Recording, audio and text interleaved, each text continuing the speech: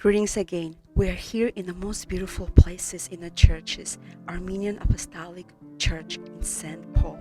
And in front of us again, Father Thaddeus.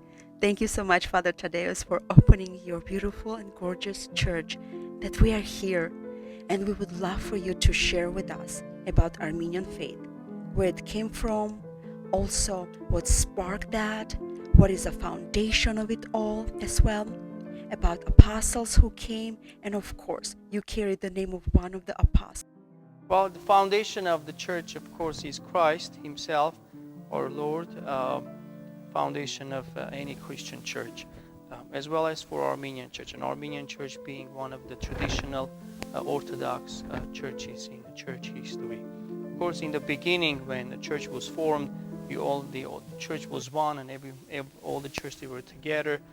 There was one church of Christ, established and supported by the apostles.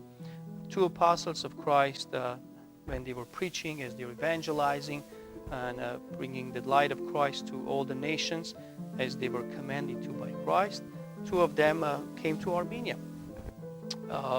came to the land of Haik, as we say, Haik being our forefather, being the founder of Armenian people, and we call ourselves Hayastan, after Haik.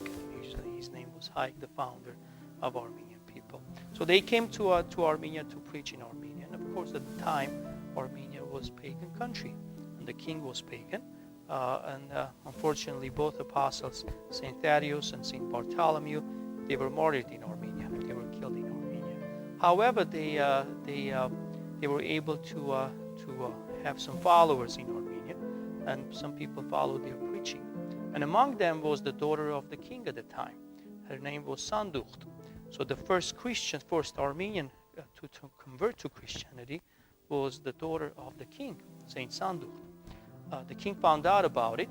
King Sanatruk found out about it, and he didn't like that, and he gave her ultimatum, either to remain as she is, daughter of the king, and to continue worshiping the gods they had, or to die. And she chose to die for Christ. So the first martyr in Armenia, on the land of Armenia, was this girl, Saint Sanducht, who died for Christ in Armenia. And of course, the followers, they learned about that, and of course they inspired them even more, that this girl, she had everything, and yet she chose to follow Christ. Christianity grew in Armenia. There were more communities formed at some point at the end of 3rd century. A group of Roman nuns arrived in Armenia, led by Saint Diana and Saint Lipsime as well, and they were of course able to preach in Armenia and to bring many followers to Christ. They were again martyred in Armenia at the time by King Trdat. However, after their martyrdom, the king fell sick and he was ill, and he couldn't move. But his sister saw a vision, and in vision, an angel appeared and said, "There is one person who can heal your brother, and that person is in a jail, and his name is Gregory in Armenian." Gregory himself was Christian, and he was jailed because of his faith. So the king learns about this dream, and they go to the jail. They go to Horvira monastery. Hope you'll be able to show your viewers that monastery. There was a huge pit there was this dungeon kind of as a jail, and they put Saint Gregory there in that. He stayed there for about 11 years or so, and according to tradition, there was a woman feeding Saint Gregory every day. So they bring him out of this jail, of this dungeon, and he's able to preach Christianity, and the king converts to Christianity, King Trdat, the same king that martyred all these nuns from Rome, and he becomes a Christian king. And as king becomes a Christian king, the palace converts into Christianity, and the country converts into Christianity as well. There is an icon there in our church of baptism of Saint Trdat. Yes, who is baptizing him. So Armenia became the first country as a state, and state to accept Christianity as a state religion. The Armenian Church is an Orthodox church. We are part of Orthodox family, and the Orthodox family has two branches, or Eastern Orthodox Church that has a Russian Orthodox Church, Georgian Orthodox Church, Serbian, Bulgarian, and some others. The Oriental Orthodox Church is Armenian Church, Egyptian Church or Coptic Church, is Ethiopian Church, Syrian Church, and Indian Church. All of these churches, they come together to form an Oriental Orthodox churches. Eastern and Oriental, they both mean eastern part of the world.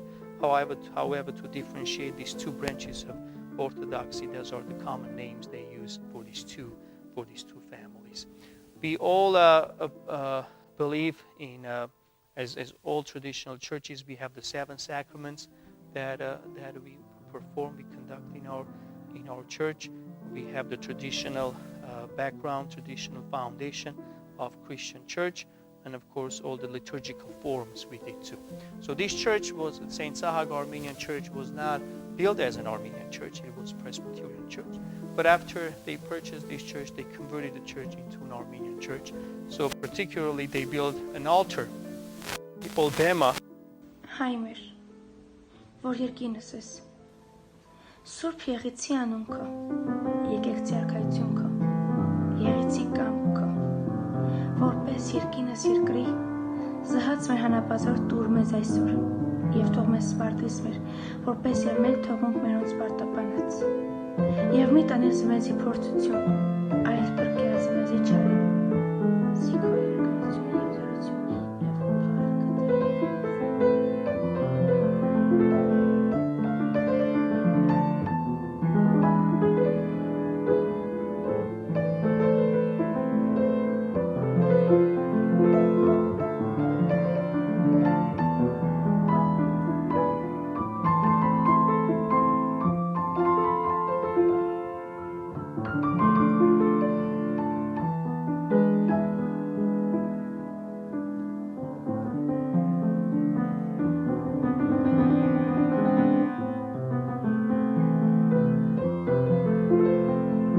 That cross you can see the letter E, which is the 7th letter of Armenian alphabet. And letter E is the symbol of the essence of God.